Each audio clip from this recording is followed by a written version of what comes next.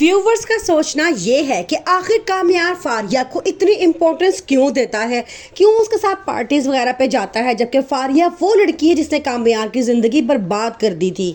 जबकि दूसरी तरफ वो आयरा को माफ करने के लिए बिल्कुल भी तैयार नहीं है। हालांकि आयरा ने उसी खातिर अपना घर छोड़ा, अपने माँ बाप को नाराज किया, लेकिन फिर भी सब कुछ जानने के बाद भी कामयार आयरा को माफ नहीं कर रहा। अब आहिस्ता आहिस्ता आयरा का सब्र भी टूटता जा रहा है। आयरा ने साफ कामयार से कह दिया है कि अगर तुम ये रिश्ता नहीं निभाना चाहते तो मुझे साफ बता दो, मैं अपना कोई बंदोबस्त कर लूंगी।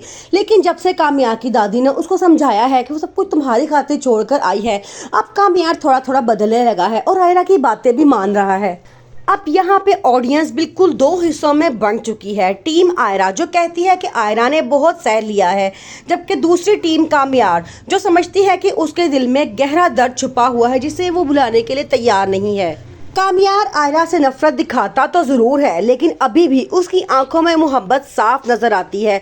क्या वो फारिया की बातों में आकर आयरा को गलत समझ रहा है? एक दिन कामयार को अपनी गलती का जरूर एहसास होगा और वो आयरा को माफ कर देगा, लेकिन लगता है शायद बहुत देर हो चुकी हो, क्योंकि आयरा अपनी तरफ से पूरी कोशिश कर चुकी है उसे मनाने की, लेकिन कामयार मानने के लिए तैयार नहीं है। आखिर कामयार ने आयरा से शादी क्यों की? क्या ये बदले का फैसला था या फिर छुपी हुई मोहब्बत अभी तक दिल के किसी कोने में जिंदा है? ARY डिजिटल का ड्रामा मेरी जिंदगी है तू इस वक्त एक ऐसे मुद्दे पर आ गया है जहां हर करैक्टर का असली चेहरा धीरे धीरे सामने आ रहा है। आयरा ने बड़े ही अच्छे और प्यार भरे अंदाज में अपने सास के दिल में ये एहसास पैदा किया है कि वो आखिरकार अपनी ज़िंदगी को क्यों बर्बाद कर रही हैं।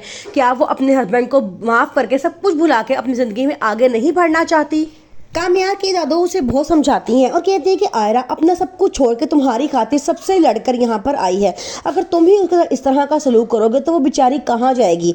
आगे से कामयार कहता है कि मामा मैं उसको माफ़ करना चाहता हूँ लेकिन उसे माफ़ नहीं कर सकता, क्योंकि जब वो मेरे सामने आती है तो मेरे ज़हन में सारी वो मेरी बेइज्जती याद आती है, किस तरह उसने मुझ पर एतबार नहीं किया था और सबके सामने धक्के मार के अपने घर से जलील करके निकाला था। आयरा इस वक्त शदीद ज़हनी दबाव में है क्योंकि उसके वालिद ने अभी तक उसको माफ़ नहीं किया, जबकि दूसरी तरफ कामयार ने आयरा के वालिद का सर्द रवैया देखा है तो पहली बार उसे अपनी गलती का एहसास होना शुरू हुआ है।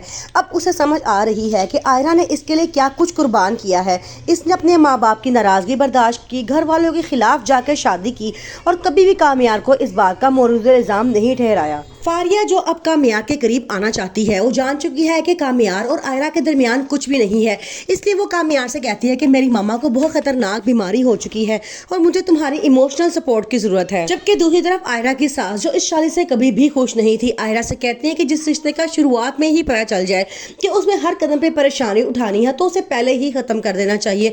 मैं जानती हूँ कि तुम्हारे और कामयार के दरमियान कुछ भी नहीं है, इसलिए मैं चाहती हूँ कि इस दर्दनाक रिश्ते को हमेशा साथ झेलने की बजाय तुम इसको छोड़ के एक दूसरे से अलग हो जाओ।